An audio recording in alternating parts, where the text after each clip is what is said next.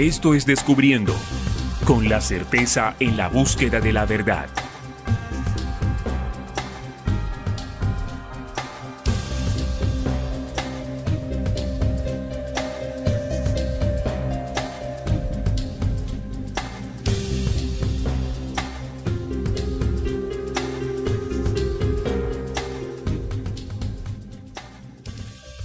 Hola, ¿qué tal amigos? Bienvenidos a Descubriendo con la certeza en la búsqueda de la verdad, como todos los días de lunes a viernes, con Trinidad, hoy en los martes de análisis para tocar los orígenes ocultos de la Semana Santa, porque estamos en la Semana Santa, ¿no? Empezó este domingo de Ramos y finaliza este domingo de Resurrección, según el rito católico cristiano. ¿Cómo estás, Trini? Bienvenida a Descubriendo. Bueno, así es. Muy buenas noches, Neil. Buenas noches para todos y bienvenidos a los martes de análisis de Descubriendo. Y bueno, como lo dice Neil, hoy tenemos un tema de acuerdo a la semana en la que estamos, que es la Semana Santa, la Semana Mayor. Esta semana que comenzó el domingo y termina el próximo domingo. Entonces vamos a ver los orígenes ocultos de la Semana Santa. Correcto, así que vamos a estudiar esto, vamos a ver más allá de lo que significa el Viernes Santo o el Sábado de Gloria, ¿no? Domingo de Resurrección, todo esto que tradicionalmente la iglesia pues lo explica cada vez que la gente o los feligreses van a sus misas. Nos inquietó buscar el origen, de dónde surge esto. ¿Por qué la Iglesia Católica, la cristiandad, celebra la Semana Santa? ¿Qué tiene que ver con Jehová? ¿Qué tiene que ver con el pueblo judío? Todo eso suena interesante y hoy les proponemos que descubramos esto al respecto. Claro, como siempre les decimos, esta es una parte inicial siempre para motivarlos a ustedes a complementar, a corroborar, porque de esa manera es que todos crecemos, no solamente pues escuchando o aprendiendo de otros, sino de nosotros mismos. Así que es tiempo de que nos regalen el me gusta, suscríbanse al canal y activen la campanita de las notificaciones. Esto es absolutamente gratis, ¿vale? Así que arranquemos. Con definiciones inicialmente, Trinidad, ¿qué se dice que es la Semana Santa? Bueno, arranquemos entonces con qué es la Semana Santa. La Semana Santa es una celebración cristiana. Dentro de los cristianos están tanto los católicos como los evangélicos. Es anual, que dura 7 días. Cada día conmemora los acontecimientos de los últimos días de la vida terrenal de Jesús. También se conmemora, entre comillas, su muerte y resurrección. Abarca desde el domingo de Ramos hasta el domingo de Resurrección. Exactamente 7 días, de domingo a domingo. Sí. El domingo de Ramos y el domingo de Resurrección. Entonces está relacionada básicamente, pues todos sabemos esto, con los últimos días de la vida de Jesús en el planeta. Es decir, desde el momento en que llega a Jerusalén, el tema de cómo es tomado, preso, juzgado, injustamente, llevado ante Pilatos, y luego pues todo el proceso de la pasión, muerte y luego la resurrección que vendría celebrándose el domingo. ¿Sí? Y esto pues dentro del rito católico, bueno, con una serie de recordanzas que hoy vamos a estudiar. Sí, exacto. Hay 2 eventos importantes en estas iglesias. Uno es el nacimiento de Jesús y esta es los últimos días, la muerte y resurrección de Jesús. Bueno, la fecha de la Semana Santa cambia cada año porque depende de un cálculo que combina el calendario solar con el calendario lunar. La regla utilizada por casi 2000 años establece que la Semana Santa se celebra el domingo posterior a la primera luna llena después del equinoccio de primavera del hemisferio norte. Claro, esta es una de las preguntas que siempre tenemos, ¿no? Ven acá, ¿y cómo se fija? Porque cada año eso varía. Y uno se puede preguntar, bueno, ¿qué determina el día o los 7 días de la Semana Santa? Un hecho astronómico, digámoslo así. Sí. Un hecho astronómico que tiene que ver con, fíjense ustedes, ¿lo sabían, amigos? El domingo posterior, el primer domingo posterior, o digámoslo así, el domingo posterior a la primera luna llena después del equinoccio de primavera. Recordemos que el equinoccio de primavera marca el final del invierno todo esto en el hemisferio norte, y del inicio de la primavera, 22, 23 de marzo, se da final de una estación y empieza otra. Y esto está muy relacionado con las fiestas, con estas fiestas, y eso tiene un porqué, que es el que hay que descubrir. Con unas fiestas, las de Pascua judía. Y ahora vamos a ver entonces eso. ¿Qué es la Pascua judía? La Pascua judía también es una celebración que hace la comunidad la iglesia del judaísmo, conocida en hebreo como Pesach. Es una de las festividades más importantes del judaísmo que conmemora la liberación del pueblo de Israel de la esclavitud en Egipto hace más de 3.000 años. Correcto. Entonces, lo que nos muestra Trinidad es que la Semana Santa está relacionada con una fiesta judía. Claro. Y que es incluso en paralelo. O sea, en este momento también se está celebrando Claro. la Bueno, la aunque se Pascua dice judía. que hay una variación, es en primavera. Las dos son en primavera. Sí. Pero fíjate que aquí hay algo importante que a nosotros acá en Descubriendo inmediatamente nos va a llamar la atención. Por eso el tema, ¿no? Si está relacionada con los judíos, quiere decir que esto no tiene nada que ver con Jesús. Ya hemos estudiado que Jesús y judaísmo no pegan, no van. Tanto que pues los judíos fueron los que pidieron que lo mataran. Que lo mataran, sí es. Correcto. Entonces, el hecho de que se inspire, de que se copie o de que se tome como varios símbolos de la Pascua judía para la celebración de la Semana Santa, inmediatamente comenzamos nosotros a entender que esto no tiene nada que ver realmente con Jesús, sino que fue adaptado, y eso es lo que vamos a descubrir hoy. Bueno, esta Pascua judía se celebra anualmente a partir del día 15 del mes de Nisan en el calendario hebreo, que suele caer entre marzo y abril y dura 7 u 8 días. Entonces, importante aquí el tema de las fechas. En la Pascua judía es una fecha variable porque depende de el día, pues, del calendario hebreo, que es también lunar. O sea, depende del día que caiga la luna llena, asimismo ellos escogen su día para hacer la Pascua judía. Mientras que en la fecha de la Semana Santa tiene un cálculo que fue elaborado incluso por los mismos obispos o directores de la Iglesia Católica en su momento, para poder establecer una fecha fija.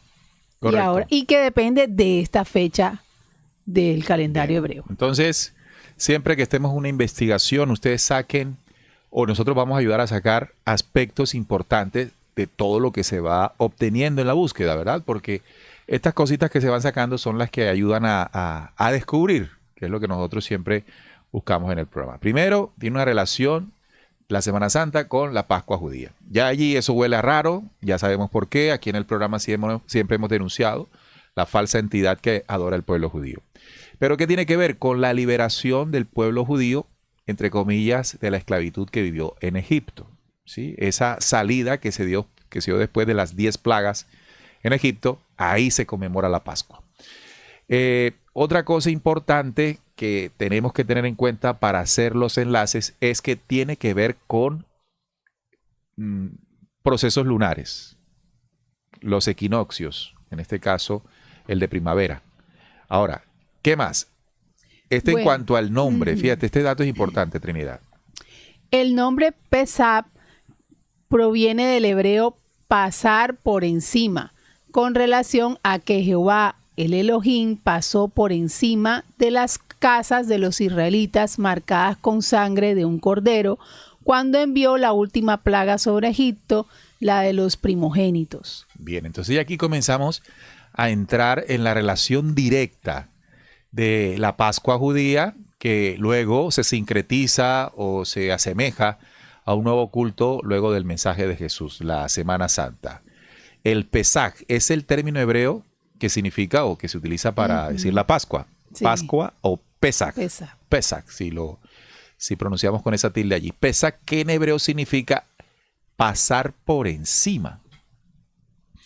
Y este término es muy interesante porque desde el punto de vista de lo que significa realmente Jehová y la nube sobre la cual siempre anduvo, Ujú. ¿verdad? Él tuvo que pasar por encima, como lo dice aquí, de las casas marcadas por los israelitas. Él le dio una instrucción a Moisés en ese momento. Marca las casas de los israelitas con la sangre de un cordero y sobre donde yo pase, esa casa que esté marcada no le va a pasar nada al primogénito. Ujú. A los que no, que eran los egipcios, entonces morirían.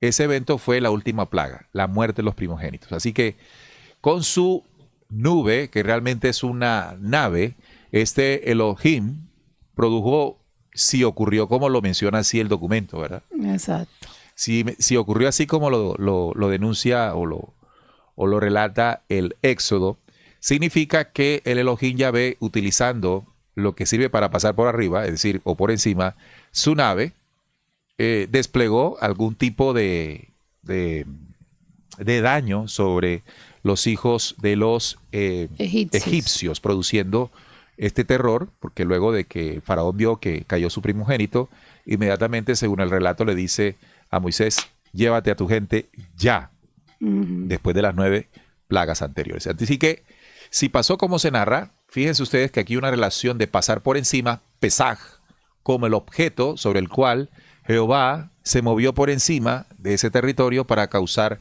la muerte o el asesinato, en términos que lo queramos nosotros decir, sobre los primeros hijos de los egipcios. Y murieron, según el relato, muchos ese día. Pesaj. Entonces, amigos, ¿qué relación puede tener esto con Jesús? Eso es lo que hay que comenzar a analizar. Bueno, resulta, vamos a irnos a ver un poco de historia, el origen histórico de la Semana Santa para poder ver qué relación tiene esta Pascua judía con la Semana Santa. Entonces resulta que la Semana Santa tiene sus raíces inmediatas en la Pascua judía, o como ya aprendimos que se le dice Pesach, que ellos le llaman Pesach en hebreo. Resulta que según los evangelios, Jesús celebró la última cena como una comida de Pascua o de Pesach. Y su crucifixión ocurrió durante esta festividad, ocurriendo históricamente cerca en la primavera. Entonces, de acuerdo a los relatos bíblicos de los evangelios, estos últimos días que vivió Jesús, su muerte y su resurrección, ocurrieron durante la Pascua judía que se estaba celebrando en ese momento. Claro, entonces la iglesia naciente, la católica, relaciona la muerte de Jesús en ese periodo de la Pascua, ¿verdad? Y comienza a hacer como un símil entre lo que creían los judíos sobre el hecho de la salida de Egipto con la muerte y pasión y muerte de Jesús, el Cristo. Sí, y recordemos que cuando crucificaron a Jesús, el pueblo judío tenía derecho, de acuerdo a por las fiestas de Pascua, a escoger a que se liberara uno de los que iban a ser crucificados. Y ellos, en lugar de escoger a Jesús, escogieron fue a Barrabás. Claro, miren, esto tendría sentido, esto tendría todo el sentido si Jesús como mensajero, Jesús como el maestro que fue, estuviese relacionado en su mensaje, con su obra o su propósito, con el Dios de los judíos. Y lo que ya hemos podido establecer es que no, Jesús no tuvo relación con el Dios judío. La prueba más evidente es que, como tú lo vas a explicar más adelante, es que los judíos declararon a Jesús un falso Mesías. Sí. No lo reconocieron. ¿Por qué no lo reconocieron? Simple, porque de lo que él hablaba, de lo que él denunciaba, de lo que él hacía, no iba de acuerdo a lo que ellos como conocimiento les había dejado su Elohim. Siempre quienes escuchan esto dicen, pero si Jesús dijo que venía a hacer cumplir la ley de los profetas. Lo que pasa es que la gente inmediatamente asocia, cuando dice ley, a la de Moisés. Y nunca se han puesto a pensar que si estaba mencionando otra ley, la ley de la vida. La ley que está escrita no en piedra, sino en el corazón de los hombres. Esa fue la ley que vino a cumplir, no la ley de Moisés. Para que usted se quite la estructura mental que le enseñaron las religiones cuando le dicen que cuando él dijo eso, era porque vino a cumplir lo de Moisés. No, señor, no se deje engañar por más tiempo. la ley de la vida, la que también otros apócrifos mencionan como la ley viva que está escrita en el corazón de los hombres. Correcto. Y en ese orden de ideas, toda esta parafernaria que se le ha hecho a la última cena de Jesús, que está hasta en un cuadro de pintores famosos y todo, no es coherente pensar que Jesús, siendo el hombre que denunció a los judíos, a su Elohim, Jehová, pues esté celebrando el Pesach. Es decir, la fiesta esta que ya explicó Neil, que fue que Jehová pasó por encima de las casas matando a los primogénitos de los niños de los egipcios. Entonces, no creo que Jesús haya querido estar celebrando de pronto algo así. Tal vez los apóstoles, como pertenecían a esa región eran judíos. Entonces, tal vez participaría. Ok, entonces, el simple hecho de que Jesús no representó los intereses de Jehová, sino los intereses y los principios de ley universales, hace imposible, o debe ser imposible, tratar de mezclar todos los hechos que ocurrieron en esa esa Pascua judía, porque realmente fue la Pascua judía, con el hecho histórico judío, que no tiene nada que ver con Jesús. Correcto. Lo otro importante es que para Jesús, evidentemente, pues el hecho de cenar no significaba algo especial. Todos tenían que comer, ¿no? Claro. Todos los días. Todos estaban ahí. Pero fíjate que esa cena dentro de la Pascua judía es parte de sus ritos. Ajá, pero de los ritos de los judíos. De los judíos, sí. Ok, aprovechada por Jesús para pues compartir con Correcto. ellos y darles unos códigos allí del verdadero pan de Cristo, que es el código interior, el código luz del corazón. Pero no por eso él era judío. Bueno, me hiciste recordar otra cosa, porque todos dicen, bueno, pero si Jesús nació allí. Exacto. Sí, Jesús nació allí, pero el origen de Jesús, su esencia interior, es una esencia estelar.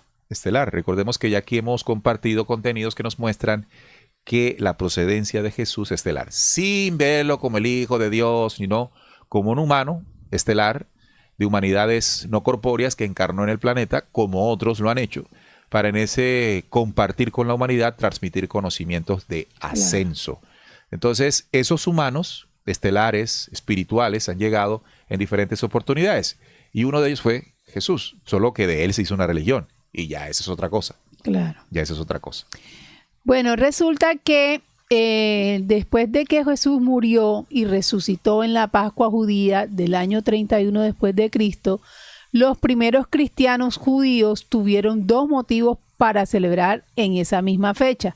La primera era, pues obviamente, su Pascua tradicional, que era la liberación de sus antepasados de la esclavitud. Y la segunda fecha que recordaban era la resurrección de Jesús y todo el proceso de su muerte y resurrección.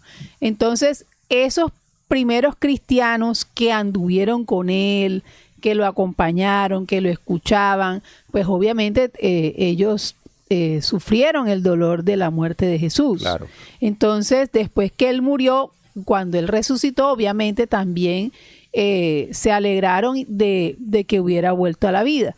Entonces, año a año, después de esos acontecimientos, todas esas personas que seguían ahí, en ese territorio, lo conmemoraban, lo celebraban, lo recordaban, junto con su tradición de la Pascua judía, porque ocurrió justo en esa misma fecha. Bueno, ahora partiendo de lo que hemos descubierto, de la conformación de los libros, de los primeros libros de la Torá, en la que se exageraron muchas notas, se hizo una saga épica por parte del rey Josías, nosotros también podemos entender algo. Incluso, recuerden que es el mismo modus operandi de este pueblo en la actualidad. Siempre se hace la víctima. En ese sentido, la liberación de los antepasados de la esclavitud. Señores, si ellos llegaron a Egipto y fue que pudieron sobrevivir por la sequía, por la hambruna que hubo en su territorio, el que decían que era una tierra prometida para el hambre será. Luego llegaron a Egipto y ahí duraron y, bueno, digamos, fueron prósperos porque, ¿qué hicieron?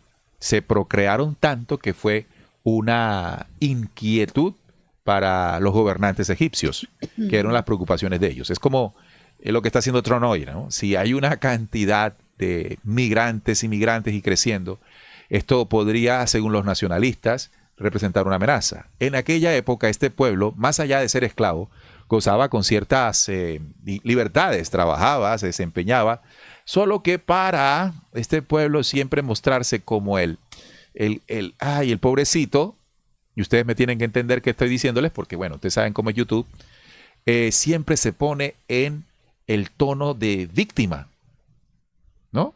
Por ejemplo, hoy lo que está pasando, ellos se ponen como víctimas de los otros que les quieren robar su tierra. No. Recordemos que ellos están ocupando una tierra que siempre, nunca fue de ellos. Siempre fue ocupada por ellos.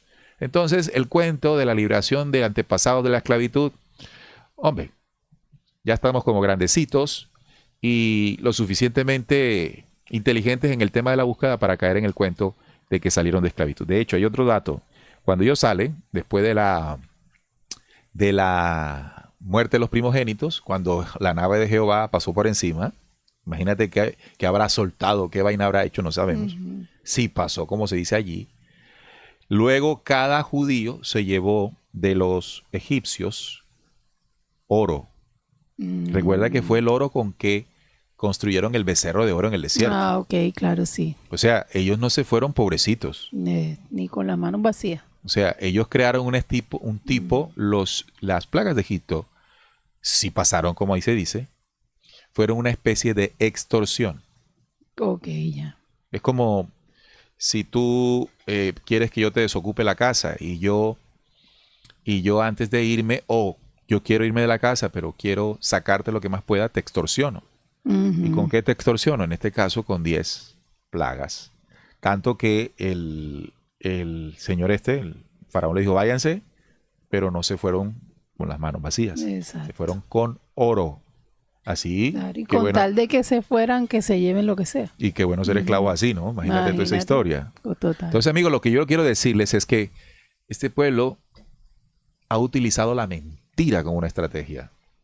Por eso, tratar de relacionar esto que yo estoy hablando ahora con Jesús en algo que se llama la Semana Santa es una afrenta grandísima contra el mensaje de Jesús.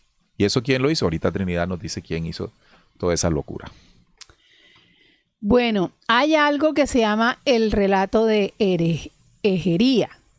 Egería fue una mujer que vivía en Hispania y ella emprendió un viaje de 3 años por Egipto, Israel, Palestina y Siria.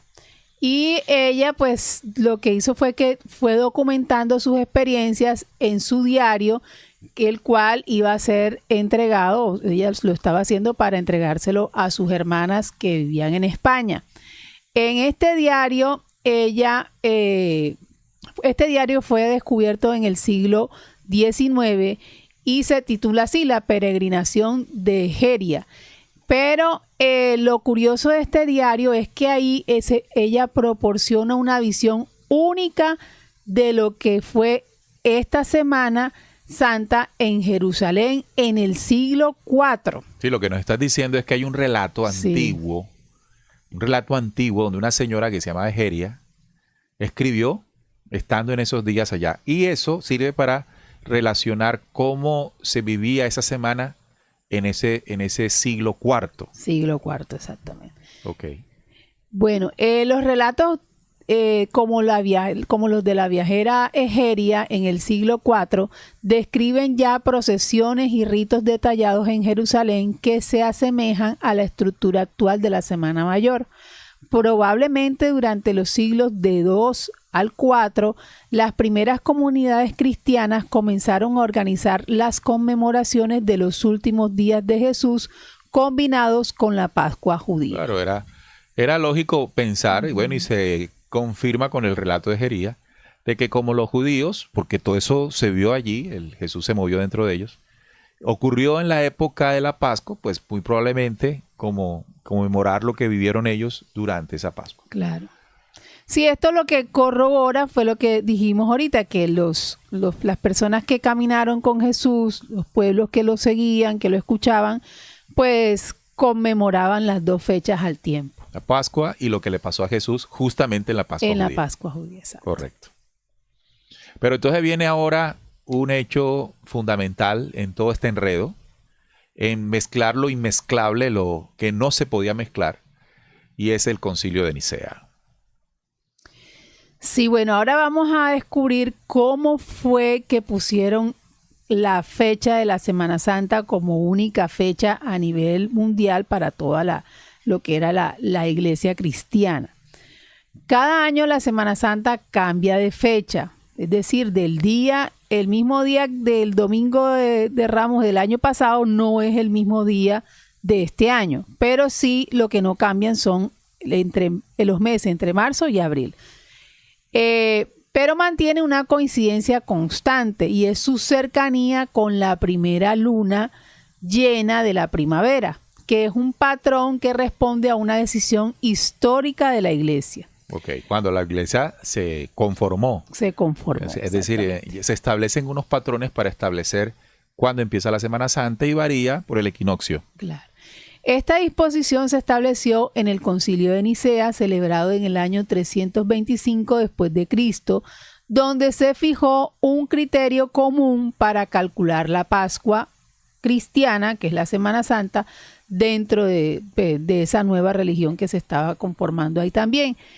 El propósito fue unificar la celebración entre las distintas comunidades cristianas que hasta ese entonces seguían calendarios diferentes y conservar la relación con la Pascua judía, que se rige por el calendario hebreo de carácter lunar. Bueno, entonces fue el Concilio de Nicea. En el Concilio de Nicea, 325 después de Cristo, que se buscó conservar una relación directa entre la Pascua judía y la fiesta que ellos, o la conmemoración que antes se venía haciendo, y se constituyó en lo que se conoce como la semana, porque son 7 días, como la misma fecha, Pesaj hebreo. Que son 7 u 8 días. 7 días, sí, ese dato es interesante. Sí. Los judíos que están en Israel la celebran por 7 días. Sí. Los judíos que están fuera de Israel la celebran por 8 días. Por eso es 7 y 8. Entonces ya sabemos, los judíos y los no judíos, los cristianos, antes del Concilio de Nicea, recordaban lo que había ocurrido durante los días de la Pascua judía, porque, bueno, fue en esos días que asesinaron a Jesús. Correcto. No fue un sacrificio. La muerte de Jesús no fue un sacrificio de Dios para redimir pecados. Eso eran los sacrificios que pedían los Elohim. La muerte de Jesús, en términos muy claros, muy sencillos, fue un crimen, un asesinato, simplemente. No fue enviado para que sucediera eso, sino que sucedió por lo que Jesús hizo contra justamente ese dogma que decidió asesinarle.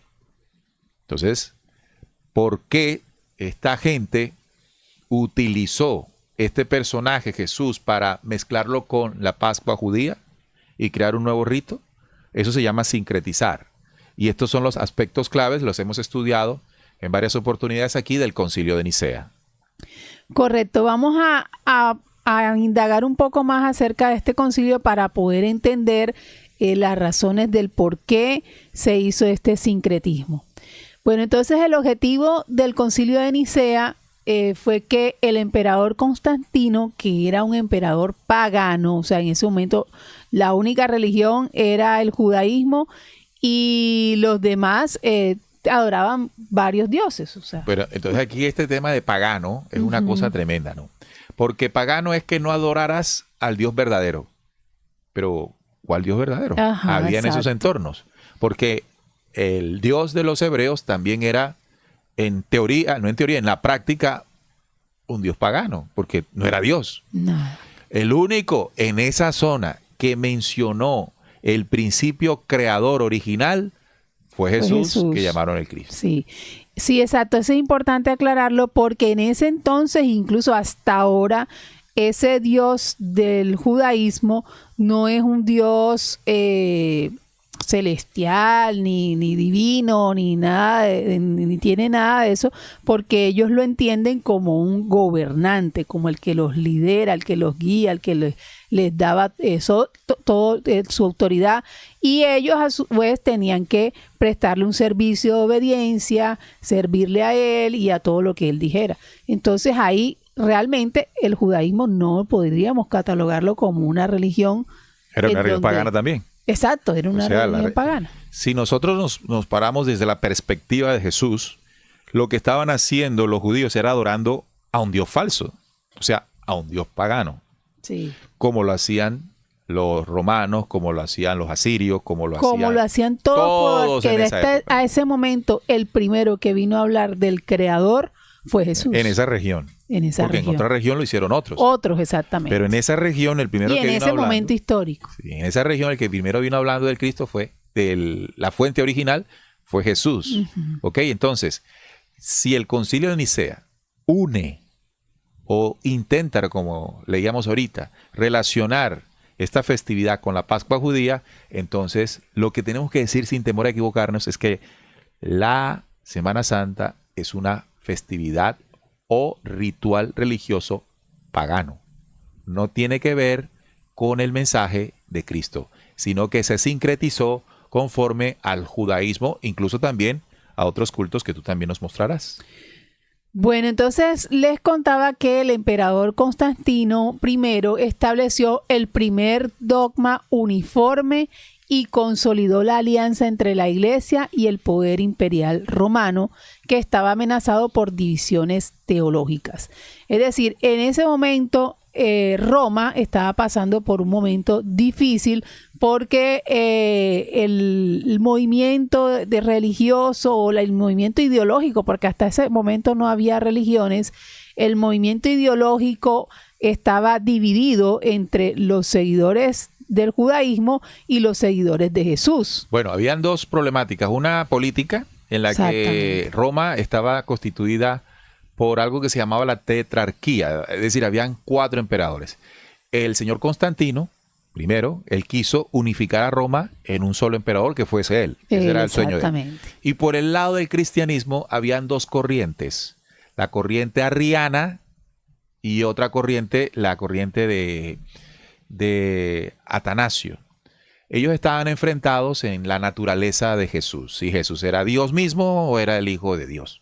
Estaban peleados. Sí. Entonces Constantino pilló la división y dijeron, vengan para acá, yo quiero crear una nueva religión, me interesa para unificar el imperio y de paso yo veo que ustedes están peleando, vamos a sacar una conclusión, sacamos un libro sagrado, creamos una divinidad en Jesús y en fin, ahí creó una religión. Claro, y tomar esa religión como un poder también político. Político religioso. Religioso. Que hasta el sol de hoy perdura, porque de lo que se creó allí, en el 325, hoy existe llamado la Iglesia Católica Romana y sus derivados.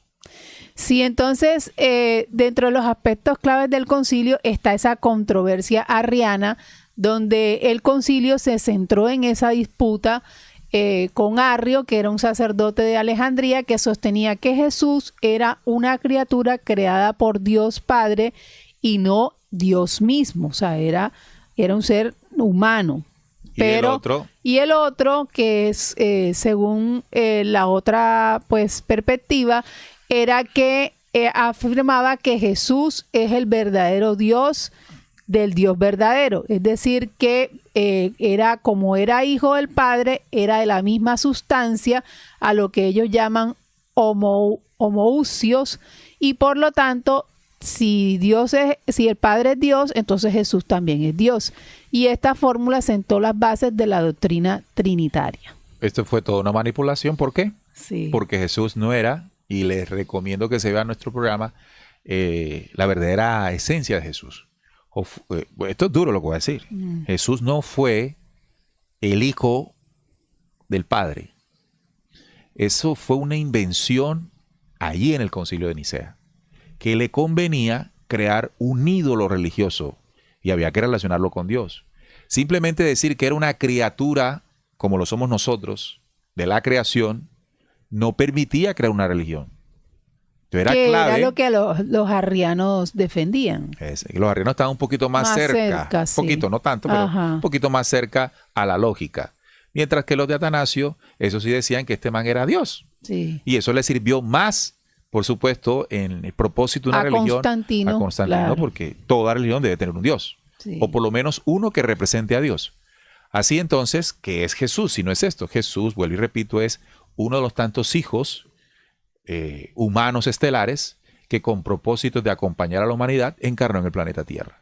Esto le quita inmediatamente el rótulo de el único Hijo de Dios, que fue lo que nos enseñó la religión. Incluso dentro de nosotros en la búsqueda todavía relacionamos a Jesús como eso. Cuando nosotros leemos el libro secreto de Juan y hablamos del Padre, del vástago y de Cristo, ahí no se está hablando de Jesús. No, para Está nada. hablando de la esencia creacional, que es la unificación de las energías de la primera fuente y del Espíritu Creador. Es decir, el Cristo, la esencia universal que está en todas las criaturas.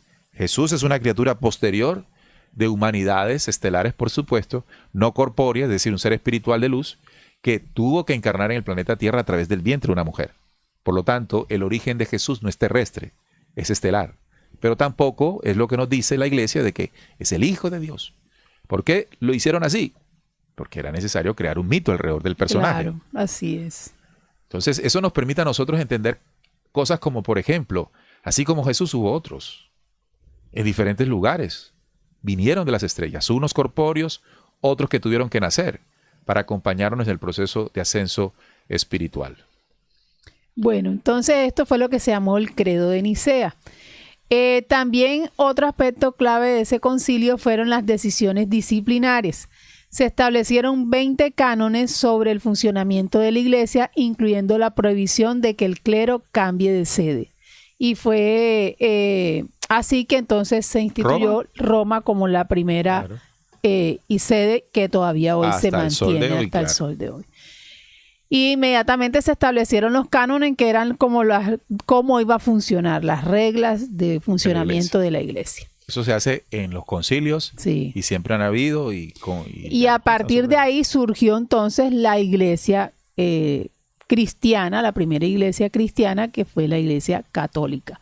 Además de eso, en este concilio también se estableció o se estandarizó la celebración de la Pascua cristiana, vinculándolo a la luna llena tras el equinoccio de primavera. O sea, fue aquí donde Constantino y los que se reunieron con él en el concilio sacaron la fórmula, fue una fórmula que uno de ellos se había inventado para poder calcular esa fecha de cómo iba a ser de ahí en adelante. Para que conectara con la Pascua judía. Judía, exactamente. Bien, entonces aquí vienen otros fenómenos, amigos oyentes, y presten mucha atención a lo que vamos aquí a compartirles. Porque una de las preguntas que nos debemos hacer, ¿por qué muchas celebraciones religiosas, rituales religiosos, tienen que ver o están relacionados con los equinoccios y los solsticios? Les recuerdo, el nacimiento de Jesús, que realmente no fue el nacimiento de Jesús el 25 de diciembre, sino la celebración del Solis Invictus, del cual era adorador Constantino, se hace en el solsticio de invierno. Solsticio de invierno. La natividad, entre comillas, de Jesús, que realmente era el Solis Invictus. El equinoccio de primavera también marca la Pascua y marca en el mundo cristiano la Semana Santa. Y así podemos dar muchos ejemplos de lo que significan esos movimientos propios de la naturaleza en cuanto a la inclinación del eje, que son los que marcan el cambio de las estaciones. Los equinoccios y los solsticios marcan el inicio y final de las estaciones. El equinoccio de primavera, como ahorita lo dije, finaliza el invierno y empieza la primavera. Ahora, recordemos que todo esto es en el hemisferio norte y que la naturaleza, los ciclos de sembrado y de recoger la siembra está relacionada con las estaciones. Y en el hemisferio norte se siente más, porque en el invierno la tierra no está apta para ciertas cosas, luego viene el recoger y todo ese mecanismo de siembra y recolección tiene que ver con los ciclos de la naturaleza. Además, la exposición del sol, de los rayos solares en el planeta, en cada época del año tiene una inclinación, unos ángulos especiales, una energía especial o no. Por ejemplo, hay menos sol en invierno, porque hay menos sol, hay menos rayos solares. Y todo esto los seres humanos de la antigüedad lo relacionaban con la capacidad que tenían los dioses, porque ellos veían en los dioses, quienes les daban todo eso, de sembrar y recoger. Y ellos festejaban eso. Claro. Pero los Elohim, al parecer, instauraron dentro de esa necesidad humana de poder sembrar para cosechar, algún tipo de cultos, de ritos para Rituales, asociarlos sí. a cosas que tenían que darles a ellos. Entonces, como tú, pensaban los primitivos, como tú me ayudaste para que la siembra me diera comida, yo te doy un sacrificio. Claro. Yo te doy una ofrenda, que ahí es donde empiezan los ritos. O sea, cada vez que se marcaban los ciclos de cada estación, para los Elohim era un festín, porque Sí, ellos exacto. salían beneficiados. Sí, exacto. Y en ese orden, entonces, la mayoría de las antiguas celebraciones paganas tenían sus raíces precisamente en esos movimientos De la de tierra. de la Naturales luna de la tierra. y del sol, o esas raíces astronómicas. Y los Elohim. Esto Y no los tiene Elohim, nada sí. que ver con Dios. Nada. Claro. No, y de hecho, cuando decimos paganas es porque son rituales a los dioses Elohim. A los Elohim, A los exacto. Elohim. Y esto pues fue adaptado a las religiones, inicialmente a la religión esta que se fundó en el Concilio de Nicea, cuyo líder o autoridad mayor en ese momento fue Constantino. El sumo sacerdote. Exacto. Entonces, siendo él de origen pagano, obviamente él quería mantener con su pueblo esas festividades, esos rituales que se hacían en ese momento y mantenerlos dentro de esa nueva religión. Pero ahora ajustados al mensaje de Jesús. Con el sincretismo, exactamente, de Jesús. Entonces, las celebraciones paganas centradas en el equinoccio de la primavera celebraban el renacimiento de la vida, la fertilidad y el fin del invierno. La otra es la fertilidad. Tanto las tradiciones como la de los huevos de Pascua, los conejos, provienen de cultos europeos a la primavera y a la diosa germánica Eostre, simbolizando el renacimiento tras el invierno. Entonces, otra de las actividades que se hacen en este tiempo de Semana Santa, de Pascua, es precisamente lo de los huevos de Pascua. Entonces, O sea, eso viene de otras cosas. Eso viene de otras, o sea, de otros orígenes, y era el ritual que se le daba a la diosa germánica Eostre. Entonces, cuando hablamos de la diosa germánica Oestre, esta es otra diosa o otro ser que esos antiguos adoraban, pero que también eran los caídos. Sí.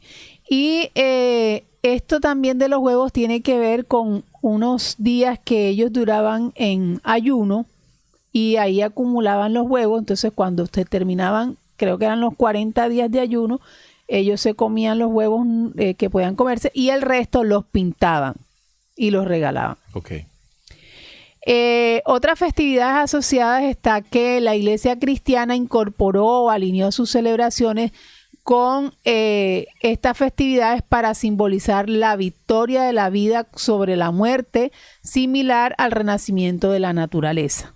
Entonces, todo esto que se han creado de que la resurrección de Jesús es la victoria sobre la muerte, del Cordero, del sacrificio, también fueron asociadas a esta Semana Mayor.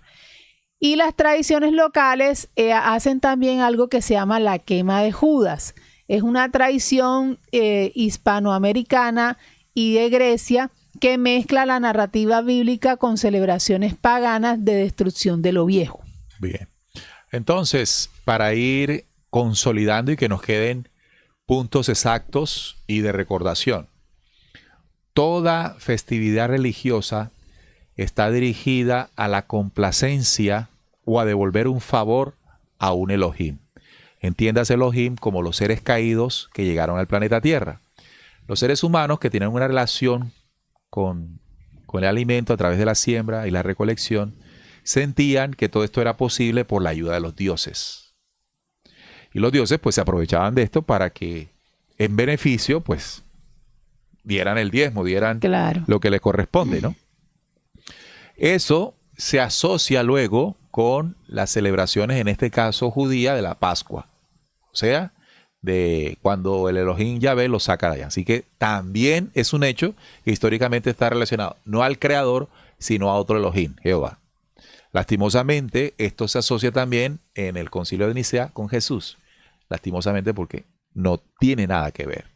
Pero lo que me llama la atención es la habilidad que hicieron en Nicea para acomodar cada cosa que dieron los judíos dentro de su Pascua, Sí. o sea, la celebración de su Pascua, con Jesús. O sea, y de verdad que tú lo escuchas y lo empataron bien. No, fíjate que hay otra cosa que hacen los judíos para esa fecha y es que ellos comen el pan sin levadura con vino.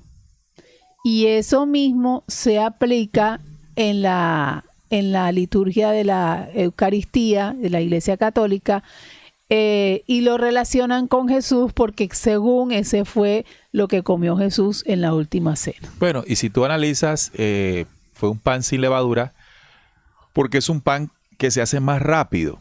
Sí, en ese momento entonces no había levadura. No, porque ellos estaban en la acción de huida. Ellos estaban huyendo de los exacto. egipcios, les estaban robando. Recuerda que yo le dije que le estaban extorsionando. Sí, Con las plagas lo extorsionaron, le quitaron el oro y eso había que irse ya. exacto. Entonces el pan era sin levadura por el hecho, la razón, Que no la tenían. porque con la levadura tenías que esperar. Ujú, Era un ingrediente adicional, tenías que esperar que inflara. Nos fuimos. exacto. Ese es el sentido de la no levadura. Claro. Y eso le meten No, y mística entonces y y le espiritualidad. meten que el pan es el cuerpo de Cristo, la sangre. No, me refiero que... primero a los judíos, al tema sí, judío. sí, el tema judío. Ya eso venía en la tradición de las fiestas de Pascua judía. Entonces se relaciona con lo que dice Jesús, el que no come de mi carne y de mi sangre, entonces no Exacto. tendrá vida. Entonces mira cómo lo sincretizaron a lo de Jesús Entonces, en la iglesia cristiana. Jesús no estaba hablando del pan judío, estaba hablando del conocimiento estelar que si el hombre lo come, viste o santifica o transforma Sí. su ser interior. La aplicación del saber estelar, de los conocimientos espirituales, es comer del pan. Claro. Te transformas.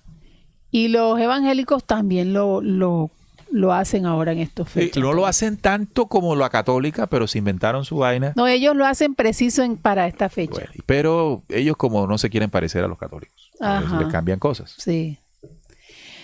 Bueno, Recuerden que son los hermanos separados. otro término importante que tenemos que aprender es el plenilunio eclesiástico. ¿Qué es esto? Esta es una fecha calculada artificialmente por la Iglesia Católica mediante tablas numéricas y no necesariamente la luna llena astronómica real para determinar el domingo de Pascua. Es decir, que el domingo de Pascua se calcula con una fecha artificial de la luna llena del equinoccio de primavera. Claro. Entonces se define como la primera luna llena que ocurre el 21 de marzo o después, asegurando que la Pascua cristiana no coincida con la judía. Entonces, uno de Ahí los está, objetivos de este plenilunio es asegurarse que la fiesta de la Pascua judía mantenga su tradición y que los cristianos empiecen a celebrar también su Pascua cristiana, pero sin que se crucen las agendas. Entonces no son los mismos días. Están cerca, pero no son los mismos No días. son los mismos días. Entonces, mientras la luna llena real puede variar de fecha según la zona geográfica, el plenilunio eclesiástico proporciona una fecha unificada y fija para todo el mundo cristiano. Entonces, esa es la fórmula con la que ellos calculan artificialmente la fecha del domingo de Ramos. El domingo de Ramos, amigos. Una fecha artificial, lo que significa aquí es la chambonería que hizo la iglesia para mezclar lo que no tenía que mezclar. Oye, qué tristeza, ¿no? Como el mensaje de un personaje que no vino a nada de esto terminó ajustado a la tradición judía. Qué horror, qué horror. Y recuerden, Jesús no fue judío, señores. No, nada. Si lo vamos por la genealogía, usted lee la genealogía siempre en el mundo hebreo se hacía a través de los padres.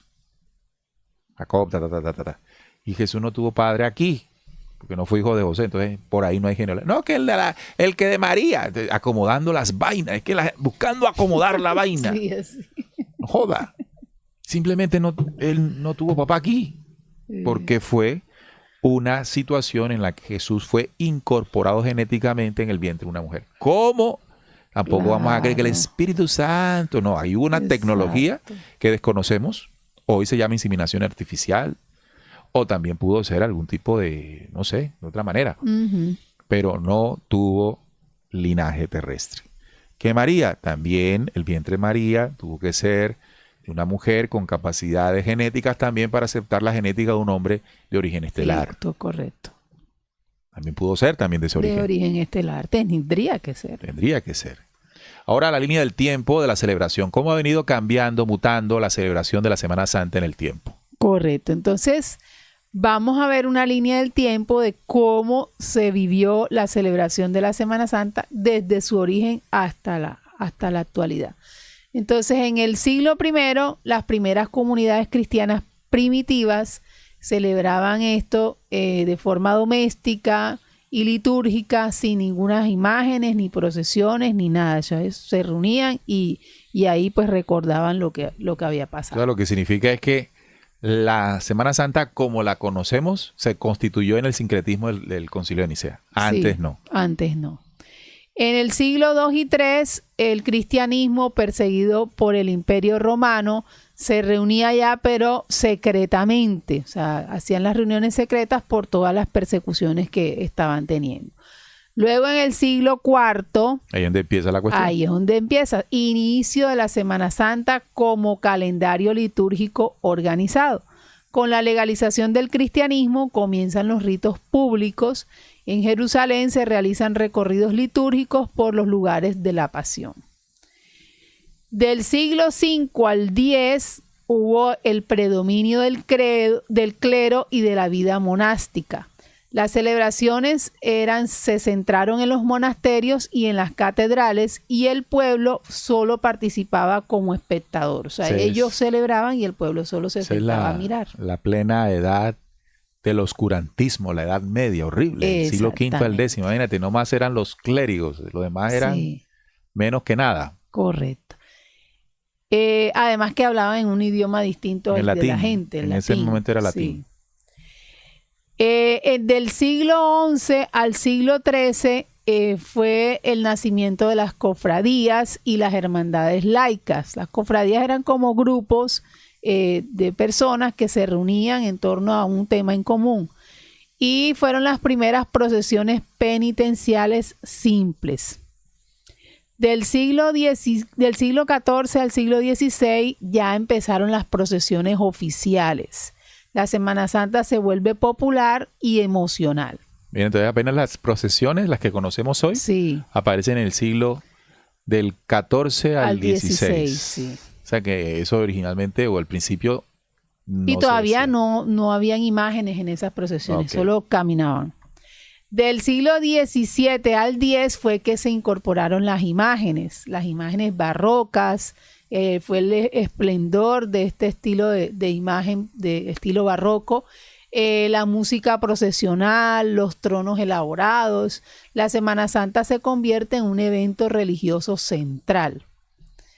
En el siglo XIX ya empieza a haber una crisis y resistencia.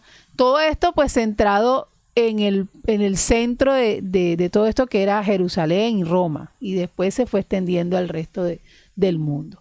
En el siglo XIX hubo una crisis y una resistencia, y la traición amenazaba a la Semana Santa, la celebración de la Semana Santa, pero ellos persistieron. En el siglo XX y el XXI la traición está viva y es parte de la cultura.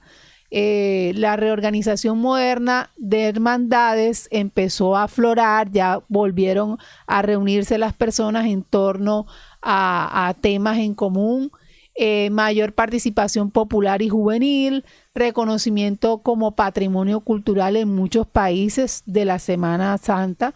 Las cofradías siguen siendo asociaciones de fieles que se organizan en estaciones de penitencia, obras de caridad y actos comunitarios, y es lo que hoy en día vivimos entonces en cada uno de nuestros países. Bien, esa es la Semana Santa y todo esto, pero la pregunta que hoy debe hacerse una persona que asuma, que crea que el mensaje de Jesús tiene que ver con el mensaje, los propósitos, historias leyendas, mitos y toda la cosa del judaísmo. El cristianismo nace del judaísmo. Ujú. A ver, Trinidad. Entonces, en conclusión, lo que podemos decir es que de cierta forma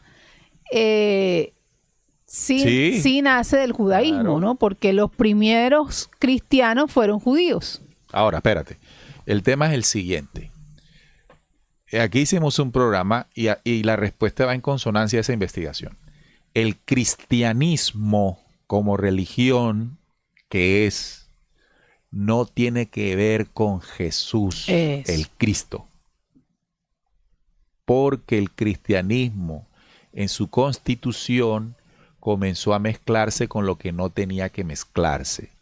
El resultado de eso es una religión, es un culto, es un dogma que se aleja por completo del mensaje original o el enfoque de Claro. Jesús. Sí, Se diviniza, se exagera, se pone a adorar, a pedirle, a todo ese cuento. Y ese no fue el propósito del sí, Cristo. exacto. Entonces, debo corregir porque entonces los cristianos, bueno, las personas que siguieron a Jesús desde que él estaba vivo hasta que ellos murieron, que fueron lo que se llama como cristianos primitivos, o sea, que creyeron en las enseñanzas de Jesús originales, no tenían ninguna religión en ese momento. Recordemos que el concilio de Nicea fue en el siglo IV Bueno, y esto fue en el O sea, siglo I. si Jesús llama a Pedro, Ujú. la estructura que tenía en su cabeza Pedro era el judaísmo. Claro, Que él fuera un aleluyo de su época, bueno, no. lo mismo que Pablo. Todos se tenían esa estructura Claro. mental, todas esas enseñanzas. Exacto. Ahora, si nosotros tenemos solo la idea de que Jesús caminó solo en ese pueblo y que comenzó a hacer todo solo allí, podríamos decir que su labor, que su predicación nació allí. Pero ya sabemos por investigación que él estuvo en otros lados. Sí. O sea, Jesús, antes de los 33 años, ¿dónde andaba? De los 30 años, ¿dónde andaba? En otros lugares hablando. Solo que no hay registro más oficial de esos eventos. Hay libros apócrifos que hablan de su proceso de transmisión del mensaje en la India y en otros lugares, con la misma fuerza y denuncia que lo hizo en el judaísmo. Es decir, como llegó a denunciar al Dios judío, donde iba a denunciar a los falsos dioses.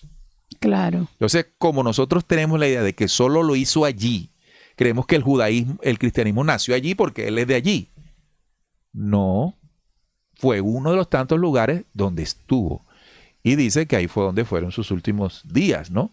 Pero él caminó y él estuvo. O sea, el mensaje crístico, no el mensaje de eso, el mensaje crístico es un mensaje que estuvo en todos los lugares, no como una religión, más sí como una enseñanza, como una denuncia y una enseñanza.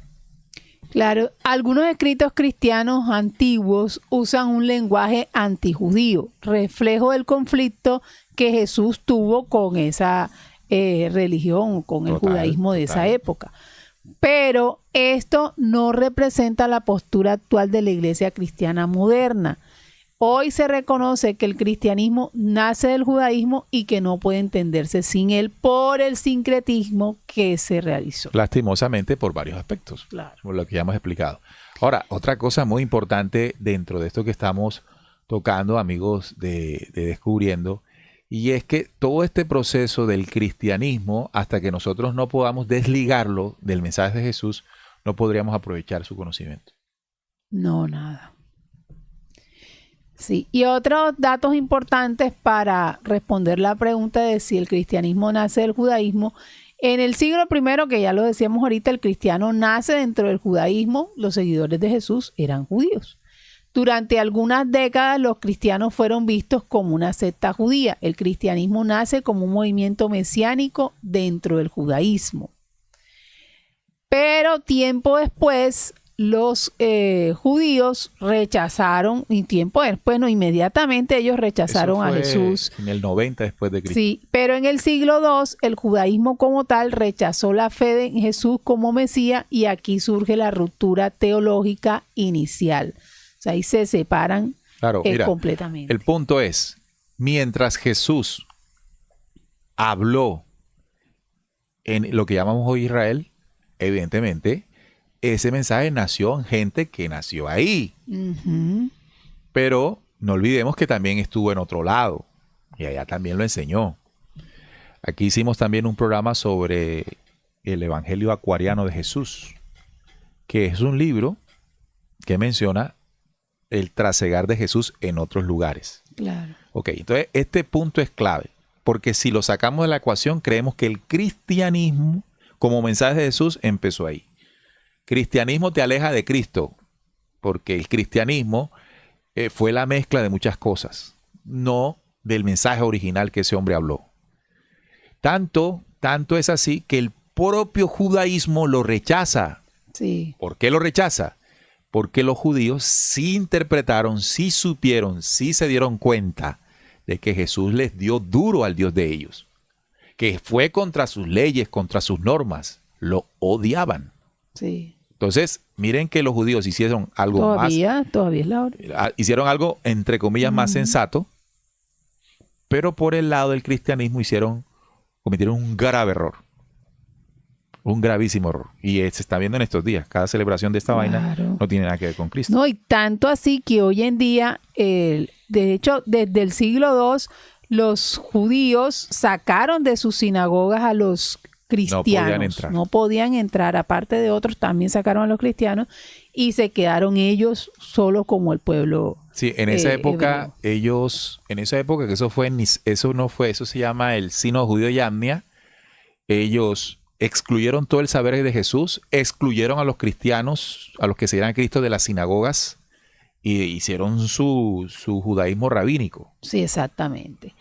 Pero los cristianos sí no hicieron lo mismo.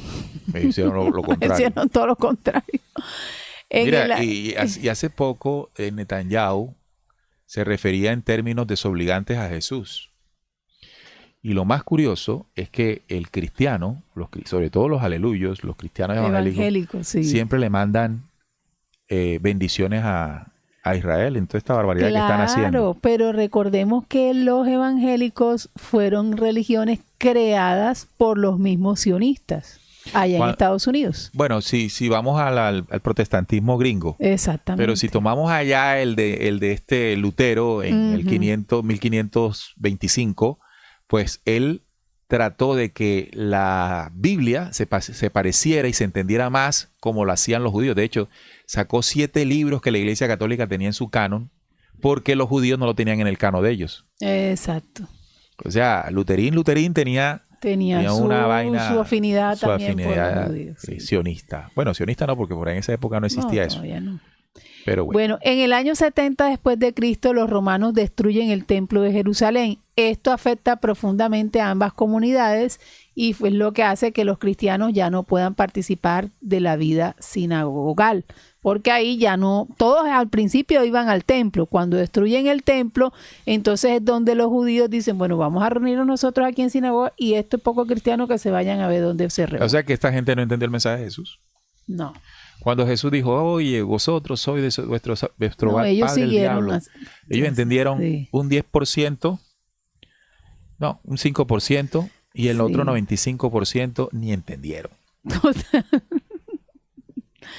Sí, y solo para el siglo IV, que fue ya donde se dio el sínodo, el concilio de Nicea, hubo la separación oficial e institucional. El cristianismo es reconocido por el Imperio Romano, pero dentro de esos cánon que se establecieron ahí de cómo iba a funcionar esa iglesia, mantuvieron la Torá en los textos cristianos. Ahí hicieron, mezclaron lo inmezclable. Sí. Entonces, amigos oyentes, hoy, o desde el domingo, hoy es martes, ¿no? Desde el domingo de Ramos hasta el domingo de Resurrección, no tiene nada que ver con el mensaje de Jesús. Sí podríamos aprovechar que se recuerda la pasión y muerte de Jesús con la intención de ver qué realmente fue lo que sucedió en aquellos días. Pero bueno, no llevarlo a la recordación aquella que tú me decías, que cuando iban a la iglesia, ¿qué era lo que se sentía? ¡Ay, Jesús! ¿Cuándo es que se siente el dolor y cuándo es que se siente la alegría? El jueves. El jueves es el dolor. Jueves Santo de dolor. Ajá, ese es el día Sí, de la... lo que pasa no, es el día que- de la muerte es el viernes. El jueves, Viernes. El viernes. Y resucita el domingo. Sí, el viernes. Resulta Según que como, el rito como dentro de los rituales y de las costumbres que empezaron a usarse a lo largo del tiempo, una de ellas era la representación dramática, pues hacían un drama, un teatro, simulaban cómo había sido esa situación. Entonces, como la película, cuando es que yo veo la película esta de Mel Gibson, uy, se me parte el corazón. Bueno, pero que duela porque Entonces, ¿qué puede pasar ahí? Y hay que entenderlo, porque tampoco hay que ser un humano.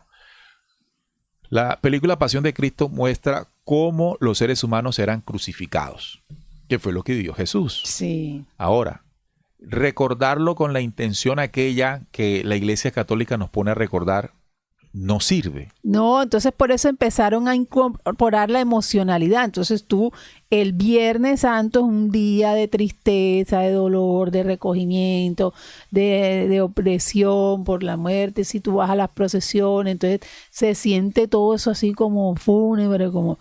Y ya el sábado de gloria, entonces uno tiene que cambiar la emoción de la tristeza a la alegría automática, porque ya entonces ya resucitó, y entonces todo esto es un manejo ahí de emociones y de ¿No? cosas. Y todos los años lo mismo. Sí.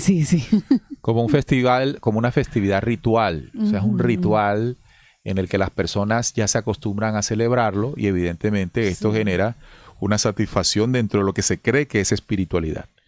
Pero alejando todo esto, que es simplemente la creación que los seres humanos hicieron a partir de la relación con los caídos, con los seres extraterrestres que se pasaron por dioses, entonces tenemos que ir más allá, ver esto más allá. Jesús, ¿qué fue a hacer en la Pascua esos días? Hombre, sencillo. Él sabía que esa vaina estaba llena de gente, y era el momento propicio para comenzar a denunciar lo que tenía que denunciar. Claro. Y además sabía que hacerlo a ese nivel se iba a meter con las autoridades religiosas judías de la época en un momento sensible, porque era la Pascua de esos judíos. Y tanto fue que no le toleraron que comenzara a plantear una espiritualidad distinta, y lo asesinan. Recuerden, no fue un sacrificio del Dios universal para redimir pecados, no. Eso es un invento de Roma. Y tal vez lo vieron los primeros cristianos así, porque los primeros cristianos también pelaron bola. O sea, a veces uno cree que San Pedro, San Pablo... Eran primitivos. Bueno, tan primitivo no, porque mi hombre es... Pero más que cualquier... Pero fíjate que más adelante, cuando la iglesia que sigue en su avance, están los... ¿Cómo que se llaman estos? Los que se apartaron y empezaron a estudiar los libros, los esenios, exactamente, gnósticos. O los gnósticos. Entonces ellos sí empezaron a estudiar el mensaje de Jesús como lo dio Jesús. Y también tenían sus cositas que no eran. Sí, porque eran fanáticos, sí, muy fanáticos. Los gnósticos eran bastante estrictos. Judíos, sí. El maestro de justicia y toda esa gente.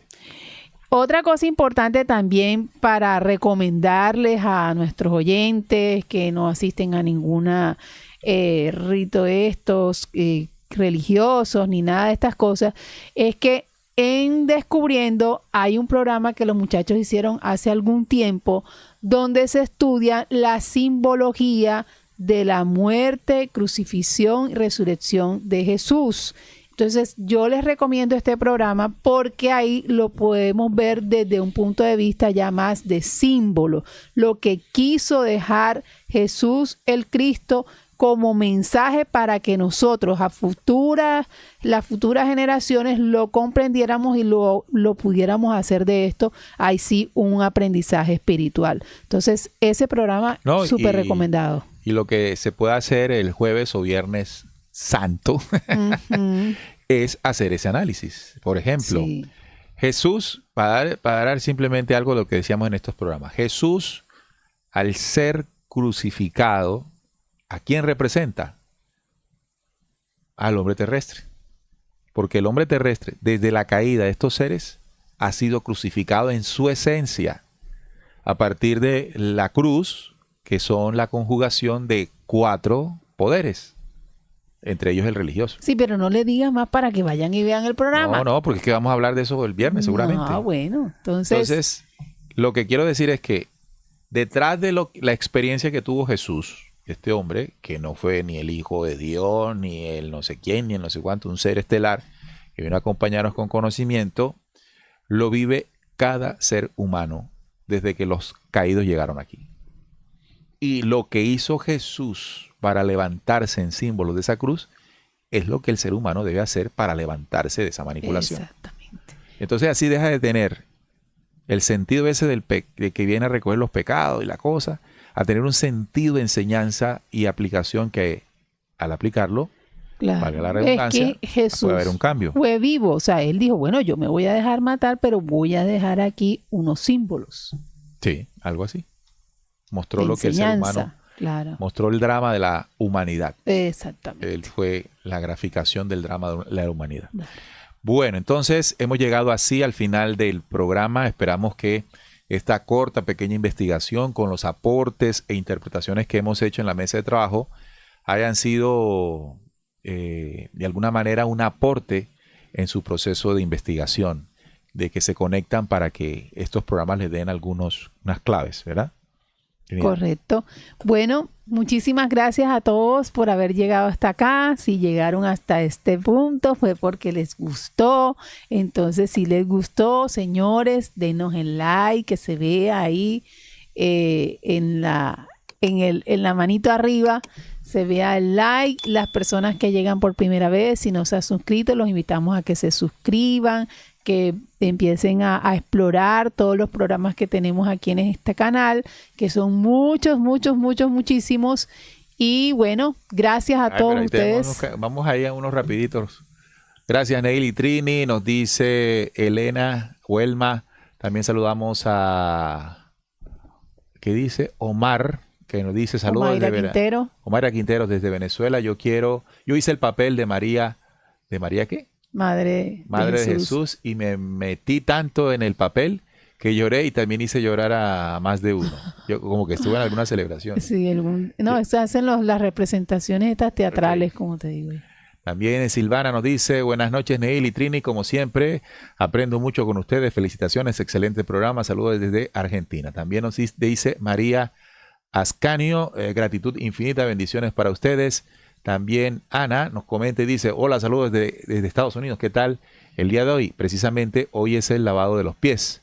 ¿Qué significado fue eso? ¿Cuál programa dice Trinidad? Bueno, ahí te metiste. Se los vamos a dejar en la cajita de comentarios. Cada vez que dice eso tienes que decir cuál es. Se los dejamos en la caja de comentarios. Bueno, entonces el tema, amigos, es todos esos son símbolos. Lavarte los pies, ¿qué es? Entonces ahí es donde viene uno.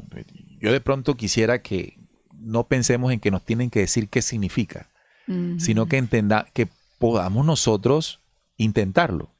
Entonces, ¿cómo se hace, por ejemplo? ¿Para qué sirven los pies? Para caminar, ¿cierto?